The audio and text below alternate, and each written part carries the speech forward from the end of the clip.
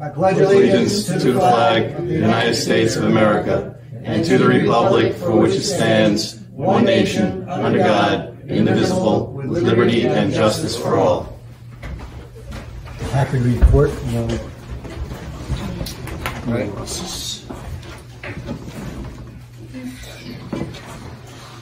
Roll call. Mr. Briggs. Present. Cassie. Here. Paul. Here. Roger. Here. Everyone, town board's present this evening. Remembrances, we have none, which is actually a good thing. Fire exits noted are right behind me. Don't use the elevator in case of an emergency. Correspondence? None. None being heard. Petitioners time. This is the time when anyone that's online in the Zoom meeting wants to share any concerns that they have. This is the time for that. I have somebody raising their hand. Share a concern. Mr. Faust. Go ahead. State your name. Andrew Faust. Okay. Good evening. Not so much a concern, just a question in regards to the decision about the Quaker Meeting House. Okay.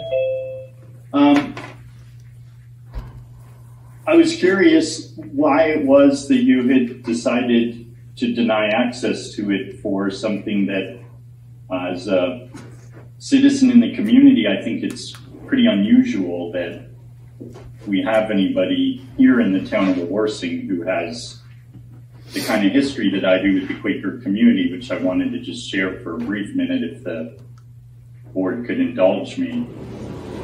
Yep. I happen to have looked at that meeting house as a very unique and rare opportunity to bring some Quaker interest back to Wawarsing, which I've been talking to the community around here, and there's a lot of interest in having a Quaker meeting there. And that's the only reason I've approached the town board about it. And it is something that the Philadelphia yearly meeting, the peace committee there, the clerk of the Grahamsville meeting, and the Rutherford meeting in Manhattan have all gotten behind me and said, hey, Andrew is somebody who graduated from a Quaker college. We'd really be excited to see you bring Quaker meetings back to that, what is the oldest public building in Wawarsing. And I deeply honor and respect the stewardship of the town for the space. And my interest is simply to cooperate with the town to bring about a little bit of growth and interest to the community for what is a very inspired population of people that are asking if we could have the agreement of the town to make use of the space in a very respectful and low-key way. I mean, Quaker meetings, it's a silent meeting that would be in the space for 1 hour, 1 day a week, only during the best weather. So I would greatly appreciate any consideration you could give to the request for the use of the space. And it means a lot to me personally. And I do have a lot of people who are members of the Quaker community who are saying it'd be really great if the town could find a way for us to be able to have some meetings there on Sundays from 10:30 to 11:30. So thank you for listening, and I appreciate any feedback about what the considerations are, and would welcome any ideas about how we could help to make it a possibility there, if there is a possibility for us to have meetings there at some point. Thank you. Thank you. Okay. Anyone else? Are we going to talk your- about the can Chapter you 2A issue, or can- is this the time that I should raise concerns about that? Is this Janet Bechant? It is. Okay, so the procedure initially, not just to be technical, is you would come on the meeting and state your name, but I kind of recognize your name, so good evening, and give us your concerns and we can discuss that. I didn't want to jump in on Andrew's request, though. I don't know if there could be some discussion of that or not. No, there's not going to be at this particular time, and your concerns are? My concerns are with the plan and organization for access to the Minnewaska State Park Preserve via Shaft 2A Road. All right, so as you know, Roger Buckwalter and myself went to a meeting at Lake Minnewaska last week, right? Last Wednesday. So we discussed it in length today, and I sent you an email on the issues that we discussed at that meeting, and yes, going from there, we discussed them thoroughly today, and we're looking at creating a law for no parking on Shaft 2A and other roads like Rock Haven in the areas around that particular site. I think that would be very helpful. I'm interested in the status. Some of the neighbors in the association talked about the possibility of moving the gate so that when it is closed and people do park there, they will be able to turn around more easily, and it won't be right underneath somebody's house, which is very disturbing. Has there been any consideration given to moving the gate? Oh, we can write that down and look into that. I think that would be helpful. I think that would make it a lot easier in terms of access. I'm assuming the gate you're talking about is the state of New York State gate, though, right? It's not... The gate that's locked, yes. And that gives one access to the parking lot, which has not yet been opened. Right. And I'm interested in knowing when and if the parking lot is going to be opened. Well, we'll send your request about the gate to Eric Humphrey, who's the manager of Lake Minnewaska, and they're intending an opening.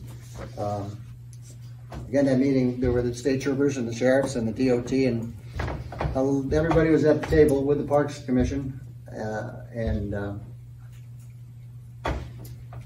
we came up with some ideas. One, which I just mentioned, was the illegal parking. That would have to be something that the town would create, as we have on Sam's Point Road in Cragsmore.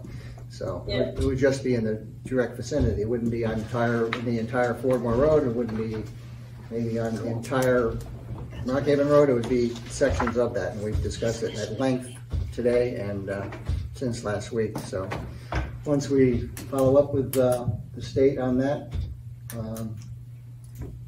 we'll advise you and anyone that's interested in that of where we're gonna, how we can do it. We made very strong points today that it's a town road. When I was at the meeting, I mentioned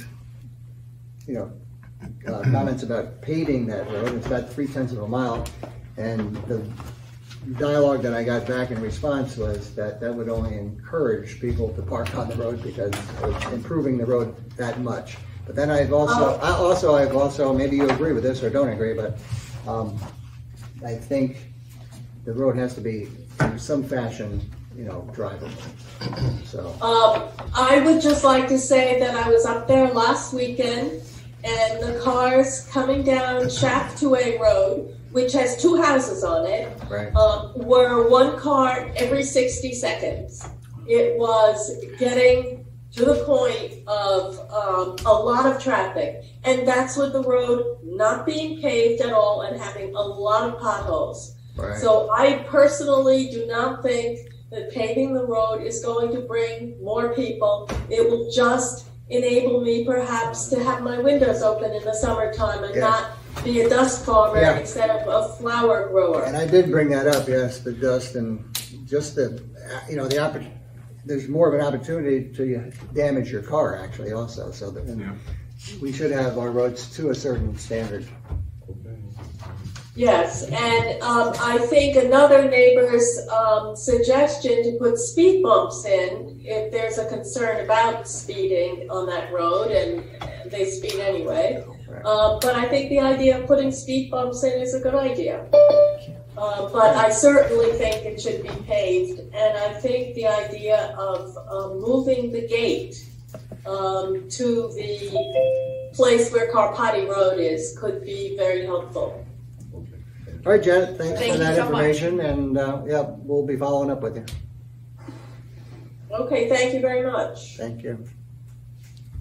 Would anyone else like to speak? Could I do a quick follow-up question here? Concerning what? Andrew Faust, just curious what the concerns were with the meeting house. If you could share any of what your thinking was behind that. At this point, at advice of our council, we're not going to discuss it any further. We've discussed it to the extent that we have, and right now, if the town board opens the school or the Quaker building, it would be staffed like it has been in previous years, but it wouldn't include meetings.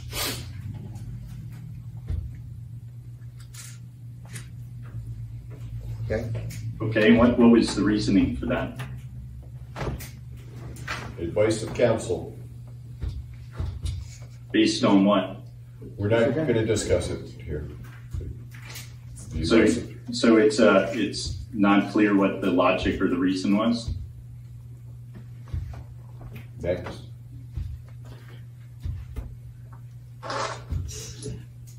Not clear? No, it's clear. What's the reason? Why was it layout? It's not- It was available for use in the Andrew, past for Quaker meetings. We're not going to, as part of petitioners, you get to state what you wish to state. You can receive a response to your questions from the supervisor, but petitioners isn't a debating process and a question and answer. I was just asking for information, not trying to have a debate. Well, you are having a debate, so. According to who? You can get your response from the supervisor in writing. Okay, Yeah, thanks. we can follow that up, yes. No one else? Anyone else like to speak?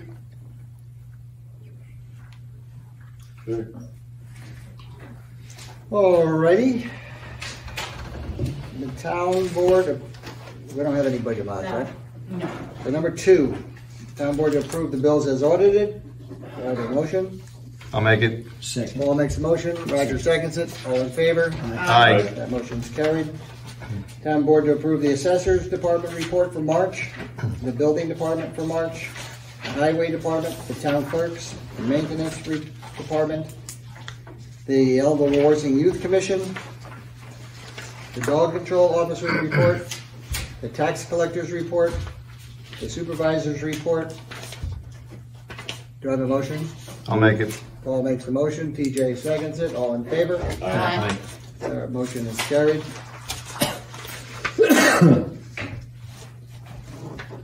Town board to approve the town clerk to advertise for 3 part-time positions for security attendants or park rangers at Lippin Park for 2021. Each position is 17.5 hours per week. I'll move it. Second. Cassie makes the motion, Roger seconds it, all in favor? Aye. Aye. The motion is carried.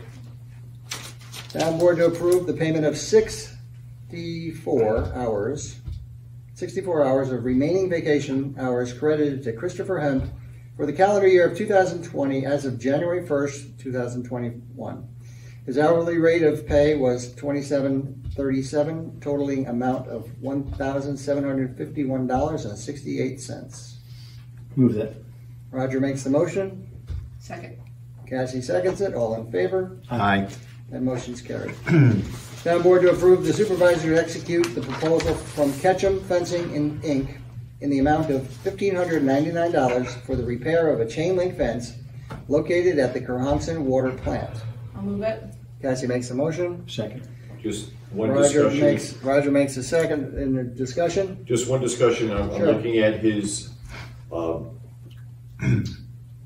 Number bid 14. or whatever you want to say, and it just notes that non-union prevailing wage applied. Is that appropriate for this? I don't know the answer to that question, TJ. So This is from Ketchum, right? Yeah. I didn't realize there was a non-union prevailing wage and regular prevailing wage, or is he just talking about it's just he's paying his men what He's he's just paying his paying what he men, pays. and it's not a prevailing wage job. I just don't know the answer to that. And I don't know the answer to it either. So, I would vote yes, as long as we're within the appropriate parameters of prevailing wage. If that works. applies, then Yeah. it'll be amended if it's not. Yep, I appreciate it. Thank you. Thank you. All in favor? Aye. Town Board to accept the resignation from Catherine Hull as a member of the Joint Historic Preservation Commission. Her resignation is effective as of March 29th, 2021. Move that. Roger makes the motion, TJ seconds it, We all in favor? thank her for her service. Yes, we all do. Catherine's been very helpful to the town throughout her entire life and served the town in utmost respectful manner. So that motion is carried. Town Board to approve the New York State Mountain Bike Race Series to hold a mountain bike race on June 27th, 2021 at Libman Park. All CDC and Health Department COVID guidelines are to be followed. Move that. Roger makes the motion. I'll second it. Paul seconds it. All in favor? Aye. Question. Can we do discussion? Yeah. It's between, I always get the lineup wrong, but, as long as they provide all the necessary insurance paperwork, since we seem to be Right. struggling a little bit Right. with this. This group, Jason Caro's group from the New York State Interscholastic High School Cycling Association is also having a race there on May 1st and May 2nd. Mm-hmm. And the rules are always to have the proper insurances and, Okay, then I'm good with that. okay? Yep. So that motion is carried. Town Board to approve the hiring of various staff members for the Camp Shawangunk Summer Program. This is per the recommendation of the Wawarsing Commission Hiring Committees. I'll move that. I'll second it. All in favor? Aye. Motion is carried. All right, so Mr. Page at this time has an opportunity to talk. Tony's good today. All right, TJ Briggs. Just a couple of things. As we mentioned with the summer camp, it's a great opportunity for kids to get a summer job, work with other kids, be outside all day long. It's great on your resume when you're looking for a job or if you're getting ready to go to college. So, this is a great opportunity. So there's plenty of jobs out there. I think that's about it. Oh, wait a minute. Important date, April 24th, a week from Saturday. The spaghetti dinner 4th of July. for the 4th of July. Yeah, next Saturday. Stole my thunder. Oh, I'm sorry. That's okay. All right, I'll let it ring. You can cut it. So That's fine. It's the 24th. It's important, and Paul's going to tell you all about the seatings. Yeah, there's 3 seatings. Yes. Yeah, there's. So we can't talk about it until Paul's Paul. going to tell you about the 3 seatings. There's 4 seatings. And it's getting warm. Watch out for kids are out on bikes and skateboards and all kinds of doodads with wheels and balance and stuff like that. So motorcyclists. So let's just really be careful out there. Those are ambulance calls I like to go on, and let's stay safe, everybody. That's it. Roger? A couple things. First, I'd like to make a motion. I move that we hire Diana Aspina for the position of cleaning, I guess it would be called, or Cleaning position, yeah. custodial work here at Town Hall. It's a part-time job, 17 and a half hours a week. Cleaner. Yeah. Cleaner. I'll second it. All in favor? Aye. Motion's carried.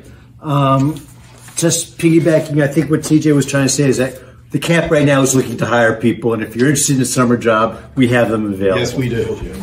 For all the reasons he said, but we are looking to hire. I was speaking with someone in the village the other day, and he was telling me about a police call where the Ellenville police officers came upon a person who was in distress and was Narcaned, and had to be Narcaned 5 or 6 times, and the person was saved. And people are probably thinking, well, this probably person, it was a very small person, weighed about 100 pounds, but they had to, I don't know, shoot him or whatever nose In the spray nose. them 6 or 7 times. But again, kudos to our village police department. I know it really wasn't publicized, but again, they're trained at this. A lot of people are trained, and just another thing that the village police does very well, and sometimes they're not recognized for what they do, but we appreciate their service and all the service of all the people that work in the village and town, whether they be volunteered or pay EMS, et cetera, et cetera. And I believe that is all I have. Paul? So I guess it's my turn.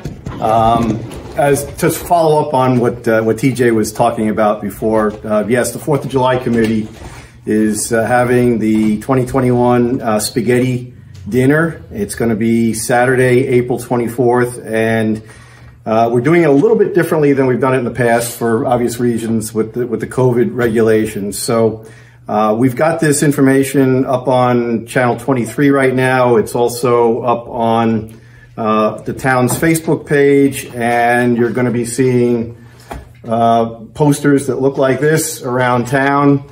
But the important thing we're looking for and would really appreciate is people making reservations. There's a phone number on the form to give a call. We're going to be having a seating at 4 p.m., 4:45, 5:30, and 6:15. But takeouts are really encouraged because due to COVID, there's other fundraisers that we've used for the 4th of July committee in the past, and we've really not been able to do that. So we're hoping to raise quite a bit of money on this. It's $7 a person.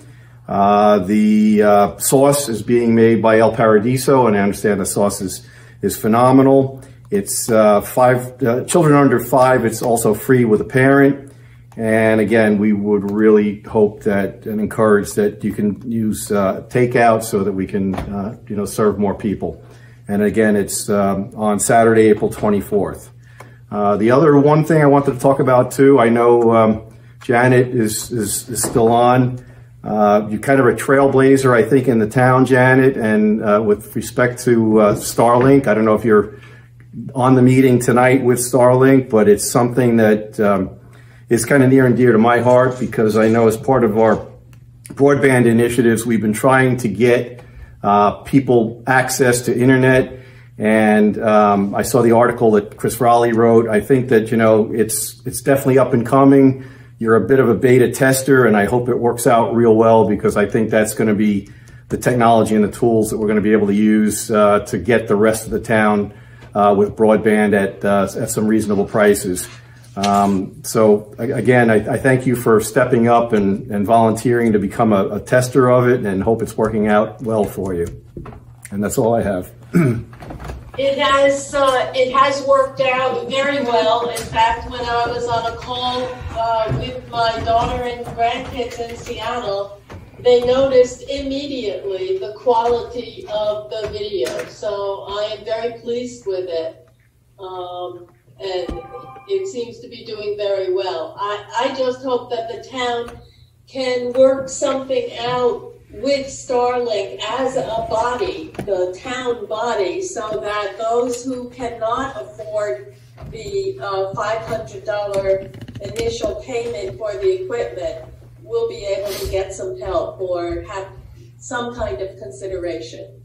Yeah, just a quick comment on that, if I could. There are initiatives that actually Starlink, the company, has got with the FCC, and I'd be happy to share that with you. They're actually proposing for low-income people to actually have access to internet for $9.50 a month, I believe, and also they want to bring out a satellite-based phone service that they also want to offer for $4.50 a month. So it's something that we're pursuing as a town to try to encourage that, and appreciate hearing from you and hopefully your continued success with using it. Great. Thank you. Thank you. For your efforts there, and I would appreciate being kept up to date on anything that the town is able to arrange with Starlink, because the neighbors are extremely interested in it, and not all of our neighbors can afford the prices that are demanded now. Yep, we're aware of it. Well, they see that you've been successful, so that's a big step. Yes, it's very exciting. All right, thank you. Cassie? Cassie. Okay, I have a couple things. I have a motion. It's the town board to approve Lidenspart Incorporated to provide an update to burglar alarms and card access for town hall. Cost not to exceed $24,828.39. I'll move it. Second. Or actually, I'll second. All in favor? Aye. That motion's carried. And I'd like to take this opportunity to update the board that the Barracudas had a meeting, and full disclosure, I'm the treasurer currently for the Barracudas and a proud mama of a swimming Barracuda, and they presented us with a Barracuda swim team COVID action plan. They're being very proactive. For the first time ever, we're going to be swimming in pods, so that there will not, usually it was just, you know, you could show up at any of the practices and you could get your practice, but now they're going to isolate the kids, and your pod is going to be your pod. And we're waiting on our DUSO to come back to us with their idea of what they're going to do for championships. Championships maybe look a little different this year, but it does look like the Barracudas and all the other swim teams are going to compete, and we're super excited about that. And we really appreciated the board that the Barracudas presented us with a COVID action plan, and so look out on social media for our registration. That'll be coming out on all social media, and if you're a past swimmer, you'll probably get an email, so be on the lookout for that. Because we are in pods, we'll be having smaller numbers of it open to the public. There's going to be a cap. We've never capped before, but this year we're going to have to cap. So that's something to look forward to. We still have I know it rained like crazy today, but we still have a burn ban in effect, and I'd like everybody to be really aware of it. Be careful if you're flinging the cigarette butts. I saw a guy do that the other day, and it freaked me out because today aside, the ground cover has been very dry, and I would hate to have another raging fire in our area. So please be aware of where you're putting your burn stuff. And that is all I have tonight. Okay. So I have a couple things. One is the COVID numbers. If you look at the Ulster County COVID dashboard, you can do that every day, usually after 3 o'clock, unless they do it earlier.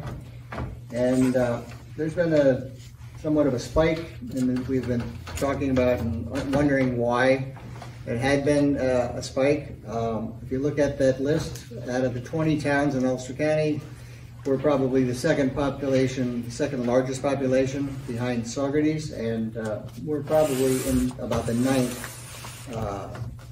point of the 20 towns, which is encouraging because of the population size of town of Wawarsing. But at the same time, the active numbers were jumping. And there's probably a number of things Mr. Briggs has mentioned on the rescue squad that he volunteers for. There's been a rash or an increase in numbers in the last couple of weeks. But I've been dealing with Mark Ryder, who's the deputy executive since the pandemic started, and the county health department and the county executive, Mr. Ryan. And I reached out to him yesterday, and he mentioned to me the spike that we've had recently that actually went to 198 and then went to 186, and then today is 147.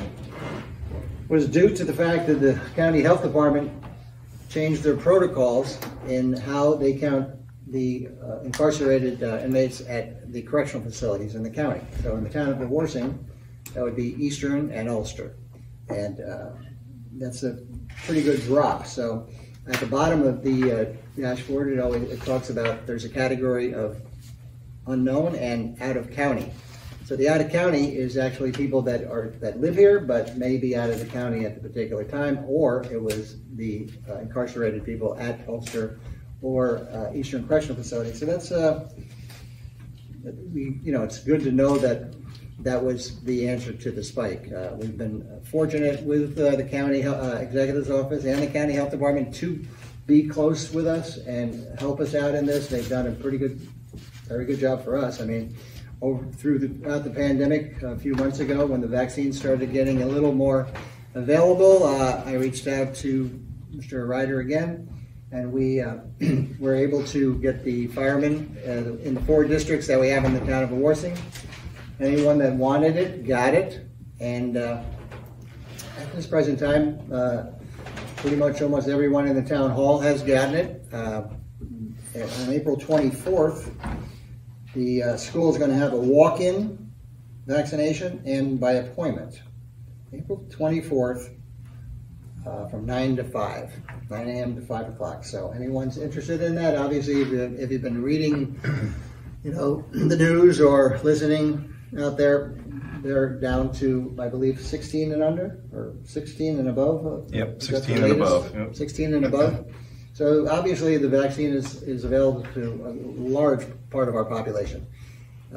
Cassie, you were going to discuss what the actual numbers are. I'm tickled that Ulster County residents are stepping up. 46.8%, I believe, was the last number I looked at, had 1 shot in their arm, and 27.3, I think, have the full series. They have two shots. So that is great. I encourage everybody to go out and get, if you're able to, go out and get your vaccine. And try not to get too discouraged by the news. There's always going to be people out there. There's never going to be something that we take that doesn't have a side effect. So try not to let that discourage you. If your doctor says it's safe for you to go get the vaccine, go get the vaccine so that we can open our town up and the adults and the kids can go back to a normal existence. Yep. Thank you, Cassie.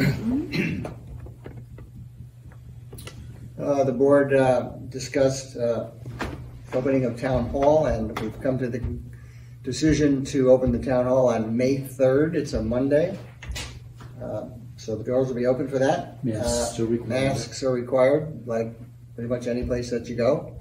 And masks will be worn by our employees as well as residents looking to have 100% service like they've had to this point. Again, I'd like to reiterate that the town has been open for business, but now we'll be open for a walk through the building. Terry, we have a request. Is there a phone number for people to make an appointment for the vaccines that are coming up on the 24th? They're gonna, Mr. Ryder is sending the journal, the Schwangang Journal, and the town the link. So once he sends that to us, either the journal or the town will put that on our Facebook page. We can put that on Channel 23 also. We'll put it on Channel 23. Yep. Or you can just call Town Hall, 647-6570, extension 6, to get that information, okay? Yep. Also, I have a letter from Senator Martucci's office that was also sent to the Highway Department. It's really involving the Highway Department and the funding that we get in New York State. Dear Supervisor Halk, after intense budget negotiations, I'm happy to announce an estimated 23% increase in the CHIPS funding, which is the highway funding that we get every year. Tony, what do we get? Approximately $500,000. We have been in recent years. In 2020, I believe we got 20% less than that. So that was about $400,000. And I've talked to Colleen today, and I got these other numbers. So it was a 23% increase in CHIPS, 54% increase in extreme weather funding, and a 50% increase in paved New York funding for the 21-22 fiscal year. So the CHIPS estimate is somewhere between $478,121. Extreme winter estimate, $114,253.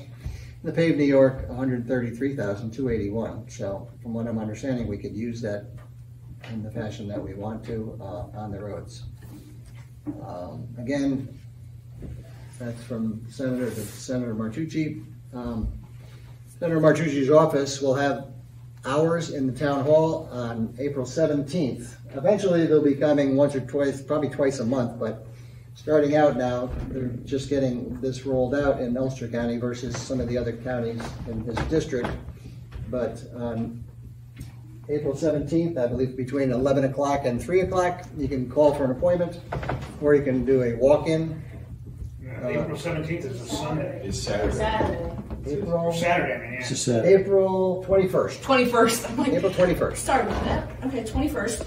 I was thinking, what's the Ides of March? What is that? 15. That's the 5th. I'm all screwed up. So it's April 21st will be that. You have a question, Jack? No. Okay. What hours? That's 11 to 3. Thank you. All right. So again, if you have any questions, call the town hall, 647-6570, extension 6. Ask for Jackie. No. At